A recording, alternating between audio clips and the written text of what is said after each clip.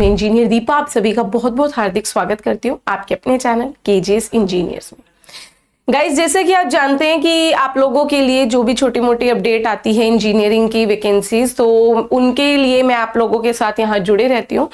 तो आज एक और हमारी वैकेंसी अपडेट निकल कर आई है और आज की जो वैकेंसी है वो है हमारे NPCIL की तरफ से।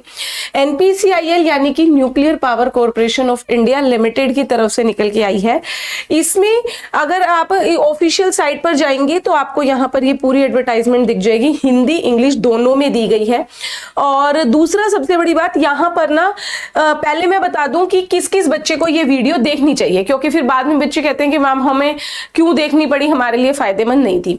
मैं यहाँ पर बता दूं ITI के स्टूडेंट्स भी रुक सकते हैं और हमारे डिप्लोमा के स्टूडेंट्स भी रुक सकते हैं, इलेक्ट्रिकल सिविल मैकेनिकल तीनों ब्रांच के। तो सभी के लिए कुछ ना कुछ वैकेंसीज है, मल्टीपल वैकेंसीज हैं। तो मैं सारी डिटेल आपको देना स्टार्ट करती हूँ। ये हिंदी में भी है और इंग्लिश में भी है। मैं आपको क्योंकि डिप्लोमा वगैरह वाले बच्चे इंग्लिश भी चाहते हैं तो मैं आपको दिखा दूं, दोनों में मैं आपको समझा दूंगी। यहाँ पर ये देखिए, इसी के नीचे जब आप यहाँ पर आ जाएंगे, ये देखिए भाई, यहां से हमारी ये डिटेल स्टार्ट होती है। सबसे पहले अगर मैं यहाँ पे बात करूं कि पहले सबसे मेन इंपॉर्टेंट कि मैम फॉर्म भरे कब से जाएंगे, आज 12 मार्च से आपके ये फॉर्म भरने स्टार्ट होने हैं। 12/3/2025 से 1/4/2025 1 अप्रैल तक आप फॉर्म भर सकते हैं। कोई ज्यादा महंगा फॉर्म भी नहीं है आपका, ठीक है। इसमें फिर ये मैम की हमारी वैकेंसीज निकली कौन कौन सी है, जैसा कि मैंने आपको बोला था, टोटल 8 उसने पोस्ट निकाली है। जितनी भी नंबर ऑफ वैकेंसीज नहीं बोल रही, टोटल 8 पोस्ट निकाली हैं, जिसमें से पहली पोस्ट जो है वो साइंटिफिक असिस्टेंट की है, जिसमें 45 पोस्ट है करंट की, बैकलॉग यहाँ पर कोई नहीं है, 19 जनरल की है, बाकी सारी कैटेगरीज की है। ऐसे ही फिर हमारी साइंटिफिक असिस्टेंट ही है लेकिन स्टाइपेंडरी ट्रेनी की है, जिसमें 82 पोस्ट करंट की है, 35 भैया अपने जनरल की है। अच्छी वैकेंसीज है। सेम ऐसे फिर स्टाइपेंडरी ट्रेनी की लेकिन टेक्नीशियन स्केल पर 222 वैकेंसीज करंट की निकल कर आती हैं, जिसमें से 91 हमारे जनरल की है। नंबर ऑफ वैकेंसीज देख लीजिए, फिर आप डिसाइड कीजिएगा। मैं आपको एलिजिबिलिटी बताऊंगी क्या क्या उसने मांगा है, फिर आप डिसाइड कीजिएगा कि आपके लिए एलिजिबिलिटी है या नहीं, और आप फिर इसको भरिएगा। ये जो पोस्ट है इसमें हमारे डिप्लोमा वाले ज्यादातर आते हैं। फिर इसके बाद असिस्टेंट ग्रेड की आती है, जिसमें 20 जो टोटल है, 8 हमारी जनरल की है और 2 बैकलॉग भी है। फिर असिस्टेंट ग्रेड ये HR की थी, ये F&A फाइनेंस की है। फिर असिस्टेंट ग्रेड की C&MM नर्सिंग की भी है और टेक्नीशियन की भी है, एक्सरे टेक्नीशियन, ठीक है। अच्छा, फिर इसके बाद मैम डिटेल अब क्या क्या किसमें क्या क्या मांगा गया है।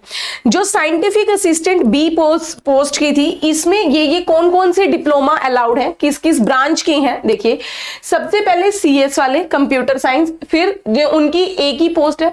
सिविल वालों की 19 है, इलेक्ट्रॉनिक्स की 2 है, इंस्ट्रूमेंटेशन 1, इलेक्ट्रिकल 7 और मैकेनिकल वालों के लिए 15 पोस्ट हैं भाई, ठीक।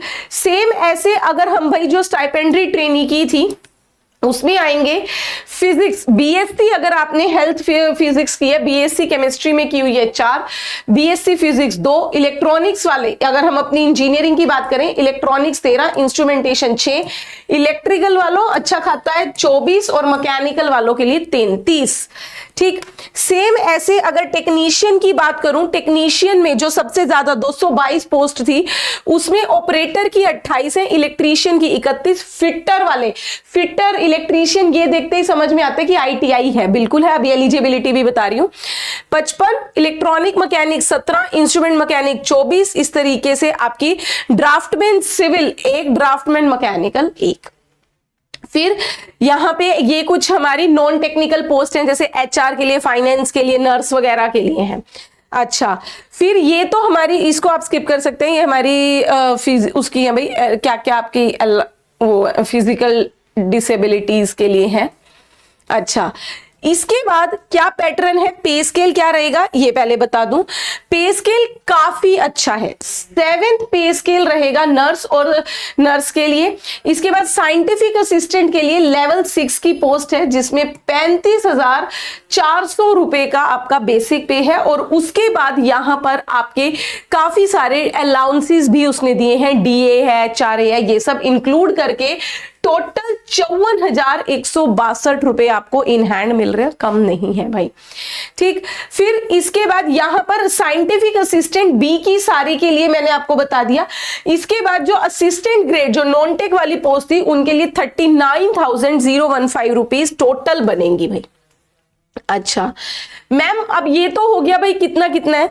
इसमें फिर आपको बता दूं यहां पर ना आपको थोड़ा सा, क्योंकि स्टार्टिंग में ऑब्वियसली आपकी ट्रेनिंग रहेगी, तो ट्रेनिंग पहले साल, ट्रेनिंग के पहले साल में जो आपके अलाउंसेस रहेंगे, यहां पर पहले हम अपने scientific training, scientific assistant stipend training की बात करें तो पहले साल में आपको 24,000, ठीक है। सेम ऐसे यहां पर स्टाइपेंडी ट्रेनिंग टेक्नीशियन की 20,000 है, फिर दूसरे साल में 26,000 मिलेंगी और यहां पर 22,000।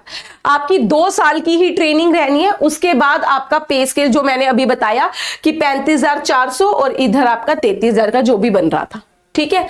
2 साल की ट्रेनिंग, ट्रेनिंग के दौरान पे भी कोई कम अमाउंट नहीं है भाई, काम सीखने के लिए आपको यहां पर दिया जा रहा है। ये सारे बेनिफिट्स हैं, काफी सारे बेनिफिट्स प्रोवाइड कर रही हैं भाई। अच्छा, इसके बाद एज क्या है मैडम, तो साइंटिफिक असिस्टेंट की बात करें तो 18 साल मिनिमम, अब मैक्सिमम 30 साल, मतलब 2/4/2007 से पहले के आप, 2/4/2007 के बाद के और 1/4/1995 इनके बीच की आपके होनी चाहिए। लेकिन यहां पर जो असिस्टेंट ग्रेड वाले की थी उसके लिए मिनिमम 21 और मैक्सिमम 28, ये डिफरेंस है भाई।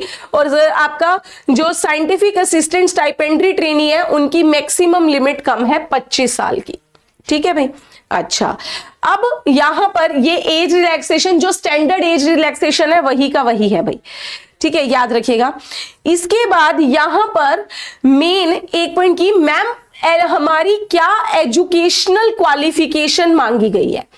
सबसे इंपॉर्टेंट तो ये कि मैम हम अलाउड हैं भी या नहीं, इस पर आइए। जो एसेंशियल एजुकेशनल क्वालिफिकेशन और एक्सपीरियंस, सबसे पहले अपने साइंटिफिक असिस्टेंट बी की ही बात करेंगे, उसमें आपका 3 साल का डिप्लोमा चाहिए आफ्टर एसएससी या फिर HSC प्लस, मतलब आपकी यहां पर आपको 12th के बाद, उसने कहा है एसएससी आपका 12th के बाद 3 साल का डिप्लोमा होना चाहिए। लेकिन यहां पर कई बच्चों के दिमाग में आता है कि क्या मैडम हमने यहां पर 10th के बाद तो 3 साल कर लिया, 10th के बाद 3 साल वाले डिप्लोमा वाले कैंडिडेट तो अलाउड है, लेकिन 12th के बाद हमने लेटरल एंट्री से डिप्लोमा किया है तो क्या हम अलाउड हैं। इसके लिए उसने स्पेशल 2 चीजें मेंशन की हैं। अगर आपने 2 साल का डिप्लोमा किया है और उसमें आपने वहां पर यहां पर ये अपनी रिस्पेक्टेड ब्रांच में, उसमें ये एक तो ये ध्यान रखिएगा कि आपके मार्क्स 60% से कम नहीं होने चाहिए, ठीक है, 60% से कम आपके मार्क्स नहीं होने चाहिए।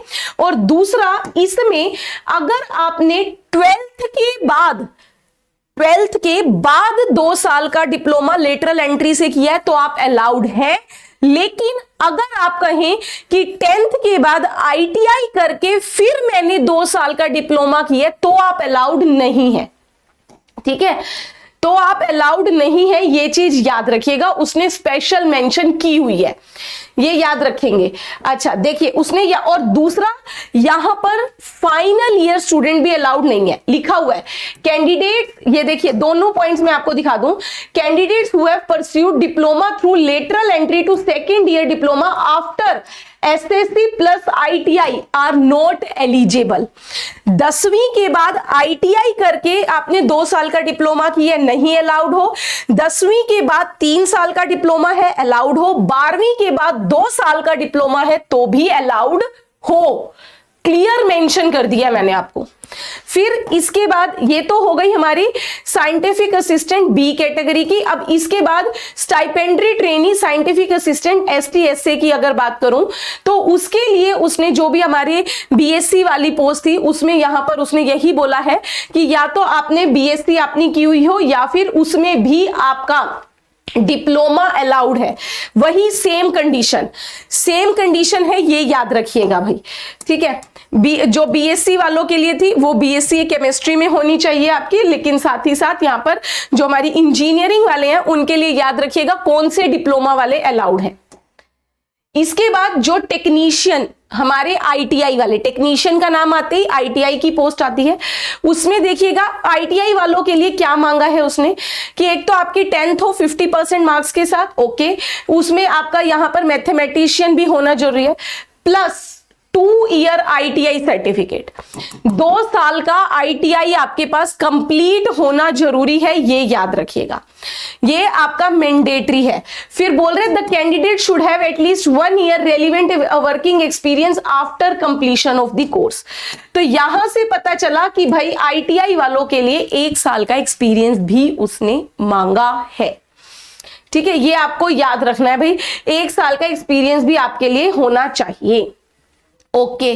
फिर इसके बाद यहां पर ये जो 2 पोस्ट थी असिस्टेंट ग्रेड और या ये हमारी स्टाइपेंड्री ट्रेनी की, ये जो नॉन टेक्निकल पोस्ट है उसमें बात करूं तो उसमें आपकी 12th मांगी हुई है, और यहां पर ये एचआरए वाले की बात करें तो कोई भी बैचलर डिग्री उसने मांगी है, ठीक है। अच्छा, ये नर्सिंग की हो गई। इसके बाद यहाँ पर एक्सरे वाले में उसने यहाँ पर आपकी साइंस स्ट्रीम से आपकी 10th होनी, 12th साइंस से और 1 साल का एक्सपीरियंस भी मांगा है।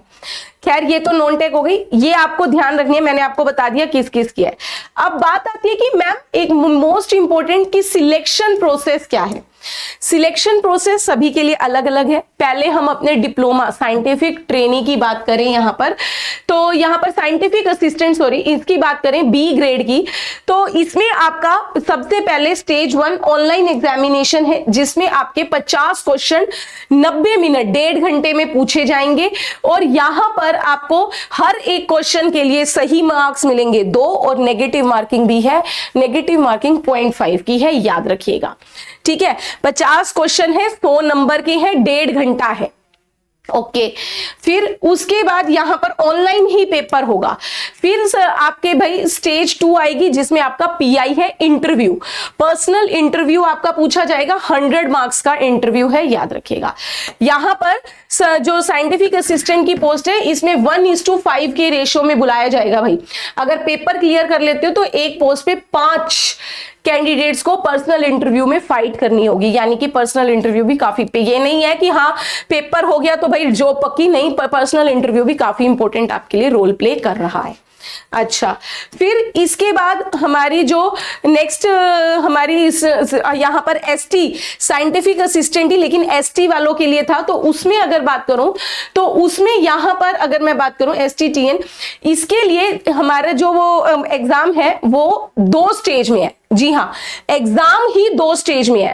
पहले पेपर 1 प्रीलिम्स, फिर मेंस एग्जाम है भाई। प्रीलिम्स जो है वो जस्ट क्वालिफाइड नेचर का है। ये क्या क्या कैसे कैसे रहेगा देखिएगा। जो फर्स्ट है प्रीलिम टेस्ट, मैंने आपको बताया 1 घंटे का पेपर रहेगा, उसमें 50 क्वेश्चन रहेंगे और पूरा नॉन टेक है।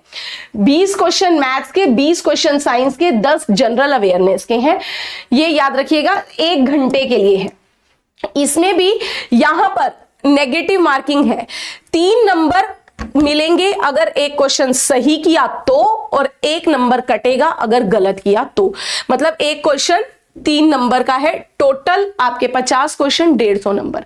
बार बार बोल रही हूँ, ये प्रीलिम्स एग्जाम ऑनलाइन ही होगा, ये क्वालिफाइंग नेचर का है। फिर उसके बाद आपका यहाँ पर एडवांस टेस्ट, मेंस टेस्ट आप कह सकते हो, ये 2 घंटे का है। ये आपका 2 घंटे का है। इसमें आपका क्या रहेगा, टोटल 50 क्वेश्चन ही रहेंगे, ऑब्जेक्टिव ही है। अगर यहां पर हमारे जो स्टाइपेंड ट्रेनी वाले थे या टेक्नीशियन जो मतलब आईटीआई वाले हैं, उनके तो यहां पर जो भी है अपनी ट्रेड का रहेगा भाई, उनका अपना ट्रेड का रहेगा, याद रखिएगा। नर्सिंग वालों के लिए अपनी नर्सिंग के क्वेश्चन जाएंगे, टेक्नीशियन वालों के लिए अपने एक्सरे रिलेटेड जाएंगे। इसमें भी सेम है, नेगेटिव मार्किंग होगी, गलत करोगे 1 नंबर कटेगा, सही करोगे 3 नंबर मिलेंगे, ये याद रखना। और जो फाइनल मेरिट लिस्ट बनेगी वो इस सेकंड पेपर के आधार पर ही बनेगी, ठीक है। जो फाइनल बननी है वो इसी सेकंड के आधार पर। और लास्ट जो है वो डॉक्यूमेंट वेरिफिकेशन और आपका स्किल टेस्ट है भाई। ये आपको ध्यान में रखना है, स्किल टेस्ट और डॉक्यूमेंट वेरिफिकेशन। ठीक, अच्छा, फिर ये हमारी असिस्टेंट, ये एचआर वालों के लिए, एचआर और फाइनेंस नॉन टेक पोस्ट जो है उनका सिलेक्शन प्रोसेस है। स्किल टेस्ट में आपको ये ध्यान रखना है कि जो भी उसने कहा कि स्टेज 2 के हुए उसके बाद स्किल टेस्ट के लिए बुलाया जाएगा, वहां पर भी स्किल टेस्ट, अगर आपने ये सोचा ना कि स्टेज 2 मेरी क्लियर हो गई तो भैया मैं सिलेक्ट हो गया, नहीं, वहां पे भी 1:5 के रेशियो में कैंडिडेट्स बुलाए जाएंगे। स्किल टेस्ट में भी आपको डिस्क्वालीफाई करने का चांस है उनके पास। वहां पर उस स्किल टेस्ट के अंदर वो हो सकता है आपकी यहां पर टाइपिंग स्किल्स चेक करें, कंप्यूटर नॉलेज चेक कर सकते हैं, उसने साफ साफ यहां पर मेंशन किया हुआ है। अच्छा, ये सारे मैंने आपको बता दिए कि जो जो उसने यहाँ पर आपको मेंशन किया गया है। तो इसके बाद लास्ट अगर बात करूं, फिर से आपको दिखा दूं कि जो फॉर्म है, फॉर्म भरने की तारीख आज से ही स्टार्ट हो चुकी है। आपकी फॉर्म फिलिंग डेट जो है 12 तारीख से यहां पर शुरू हो गई है। आपको भरना है, 150 रुपए का फॉर्म है। जी हाँ, ये भी आपको बता दूं, 150 रुपीज का फॉर्म है जनरल कैटेगरी के लिए। तो NPCIL न्यूक्लियर पावर प्लांट, जितनी भी इससे रिलेटेड, इस वैकेंसी से रिलेटेड इंफॉर्मेशन थी मैंने सारी आपको दे दी। कैसे पेपर होगा, किस किस के लिए है, कौन कौन एलिजिबल है, ठीक है। तो आप लोग भर लीजिए। नंबर ऑफ वैकेंसीज कम नहीं है, बहुत ज्यादा भी नहीं है, कम भी नहीं है। अगर आपके पास इतनी सारी एजुकेशनल क्वालिफिकेशन और एज लिमिट में आप आते हैं तो इसके फॉर्म को जरूर फिल कर लीजिए। और रही बात इलेक्ट्रिकल वालों की प्रिपरेशन की, डेली 3 बजे इसी चैनल पर, यूट्यूब पर मैं आपकी 3 बजे इलेक्ट्रिकल इंजीनियरिंग की क्लास लेती हूँ, फ्री है, यूट्यूब पर ही। आप वहां पर जुड़ के मेरे साथ क्वेश्चन प्रैक्टिस कर सकते हो। तो ऐसी अपडेट के लिए जुड़े रहिए मेरे साथ, KGS इंजीनियर्स JEE चैनल पर। Thank you very much.